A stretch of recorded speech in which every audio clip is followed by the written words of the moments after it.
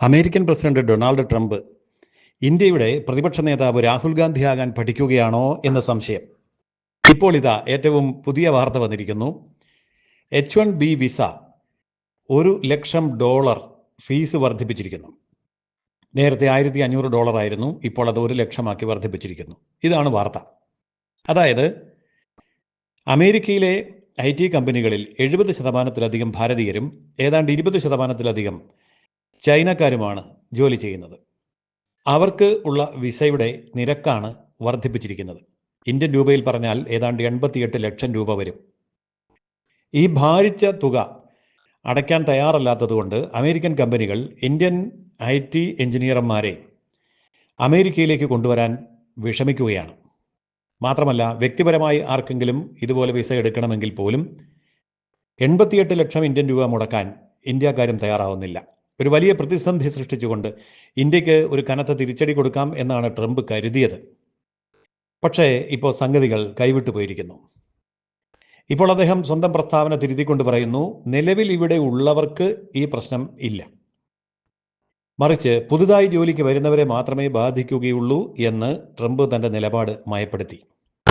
സത്യത്തിൽ ട്രംപ് കാണിച്ചതൊരു മഹാബദ്ധമാണ് എന്ന് ദിവസങ്ങൾക്കുള്ളിൽ തന്നെ ബോധ്യപ്പെടും.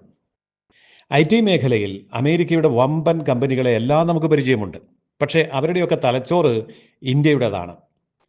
അമേരിക്കയിലെ അന്താരാഷ്ട്ര പ്രശസ്തമായിട്ടുള്ള എല്ലാ വമ്പൻ കമ്പനികളുടെയും ഏറ്റവും പ്രധാനപ്പെട്ട ജോലികൾ ചെയ്യുന്നവരിൽ 70% പേരും ഇന്ത്യൻ IT എഞ്ചിനീയർമാരാണ്. ബാക്കിയുള്ളത് ചൈന, വളരെ കുറച്ച് മാത്രമാണ് മറ്റുള്ളവർ.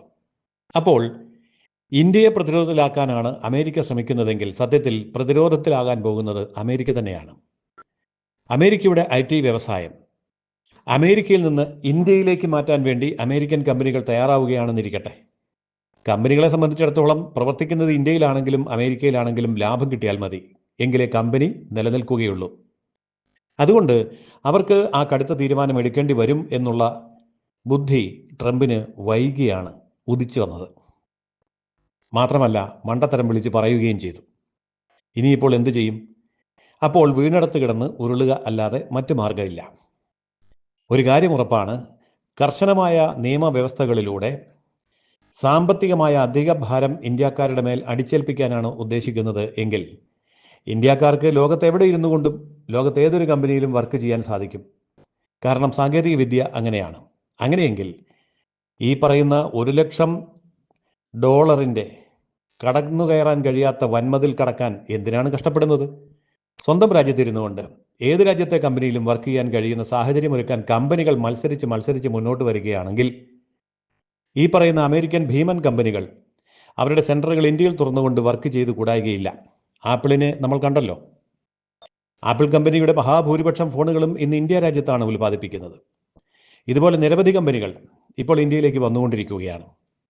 അതായത് ഭാവി ഇന്ത്യയുടെ കയ്യിലാണെന്ന് തിരിച്ചറിയുന്ന, ഇന്ത്യയിലെ ചെറുപ്പക്കാരുടെ തലച്ചോറാണ് ഞങ്ങളുടെ ചോറ് എന്ന് തിരിച്ചറിയുന്ന ലോക കമ്പനികൾ എല്ലാവരും ഇന്ന് ഇന്ത്യയെ ലക്ഷ്യമിട്ടുകൊണ്ട് ഇന്ത്യയിൽ വന്ന് ചുവടുറപ്പിക്കാൻ വേണ്ടി ശ്രമിക്കുമ്പോഴാണ് ട്രംപ് ഇത്തരമൊരു രാഹുൽ ഗാന്ധി സ്റ്റൈൽ പ്രഖ്യാപനം നടത്തിയത്. ഏതായാലും അദ്ദേഹം പൊട്ടിച്ച ബോംബ് വെറും പടക്കമായി ചീറ്റിപ്പോയി. ഇനിയും എന്തൊക്കെ ബോംബുകളുമായിട്ടായിരിക്കും നമ്മുടെ പ്രതിപക്ഷ നേതാവിനെ പോലെ അമേരിക്കയുടെ പ്രസിഡന്റ് വരിക എന്നുള്ളത് നമുക്ക് കാത്തിരിക്കാം.